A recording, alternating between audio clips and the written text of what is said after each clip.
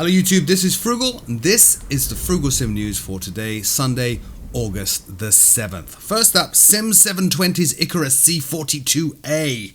Now this is based on the Icarus C42 Ultralight that's manufactured by Comco Icarus in Germany, and it is actually the first ever payware add-on modeling this aircraft. It was developed by Sim720 and AirSim, working with C42A pilots to test the flight model for many months to get it as accurate as possible. In fact, the flight dynamics have also been approved by the manufacturer of the actual aircraft, Comco Icarus.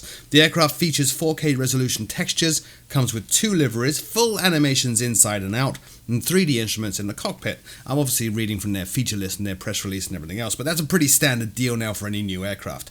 The Sim720 Icarus C42A is currently available for both FSX and FSX Steam Edition, with Prepared coming very soon and will cost you £24.99. Next up, Iris Simulations PC24. Now, the long-awaited Iris Simulations PC24 has at last gone into beta. Based on the Pilatus PC24, this is a twin-engine glass cockpit business jet that actually first flew in the real world in just 2015, so it's very, very modern. The actual aircraft has a ceiling of 45,000 feet and a range of 2,200 miles. The Iris version has a total of 6 massive glass displays in the cockpit, and while they are working to optimize performance, they have said on Facebook that that does have some effect on frame rates. No idea how much of an effect, but it's good that they're being open about that. As always with Iris Simulations, the modeling looks fantastic. No news yet on a release date or price, so stay tuned to Iris's Facebook page, linked in the show notes below for more information. Next up, Orbex Open Land Class North America. Now, I missed this last week because it got announced just after I recorded the show, but Orbex's long-awaited Open Land Class North America has finally released. This is pretty staggering, this adds custom land classes for over 24 million square miles of terrain, making their Open Land Class North America much more realistic. It features towns, farms, forests, cities, villages, all are accurately rendered now within the sim, and includes 6 photoreal volcanoes in Mexico and Nicaragua. The add-on brings with it new night lighting effects for major cities, full support for 5 seasonal texture variations, and requires FTX Global Base and FTX Global Vector. So if you don't already have those, this is not a cheap investment, unfortunately.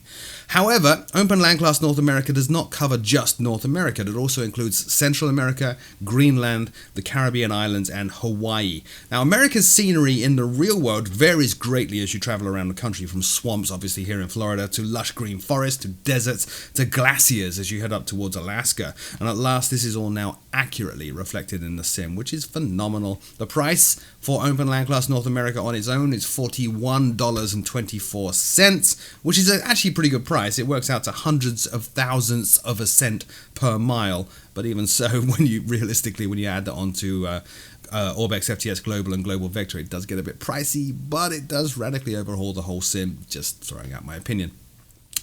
Next up, Aerosoft's CRJ700-900X, some of you are now squealing, is actually apparently getting ready for takeoff. Aerosoft announced this week on their Facebook page that the long-awaited CRJ700/900 is almost ready for release. If you pre-ordered it previously, as a result of this announcement, you're actually getting another 15% off your purchase for your patience, which is a really nice gesture on the part of Aerosoft. If you have not pre-ordered it though, then you're getting just 10% off if you go and pre-order it now. The video you are watching is from Drone Doorman. Now, he covers a lot of Aerosoft products and previews on his channel. His channel is well worth checking out. It is linked in the show notes below. As always, when I use somebody else's videos, you are strongly encouraged to go and look at his video in full and subscribe to his channel. He makes some good stuff. The Aerosoft CRJ700/900X covers the Bombardier CRJ700-900 and is a combined development from Digital Aviation and Aerosoft. The add-on covers all the systems in the aircraft, and Aerosoft is saying it is not aimed at novice simmers, which is good news. Features an accurate flight model, detailed exterior and interior, custom sounds for all cockpit functions, working FMS and heads-up guidance system, and much, much more. As with their Airbus as well, it's also due to launch with a ton of documentation. The price with the 10% discount is €35.99 for both FSX and Prepared. An official release date has not been announced by Aerosoft, but they are saying on their product page that the boxed version will release at the end of September, so expect the digital download sometime in the next 4 weeks. And finally, DCS Museum Relic campaign. This is a new campaign for DCS World. It is a story-driven campaign covering a conflict between the two fictional countries of Matova and Obristan. After a long conflict, both countries apparently need to replenish their air fleet and turn to the old classics, the F-86 Sabre and the MiG-15 BIS. You can choose to fly either aircraft. It features 22 missions with unique mission briefings, flight plan pages and voiceovers, 160 pages of briefings, 400 custom voiceovers, and custom liveries for both aircraft. You do need to own the MiG or the Sabre, preferably both, to use the campaign. Eagle are offering a 40% off bundle of both aircraft if you don't have them. And as always with DCS World campaigns, the price is just $9.99. Again, going to throw out a bit of an opinion here.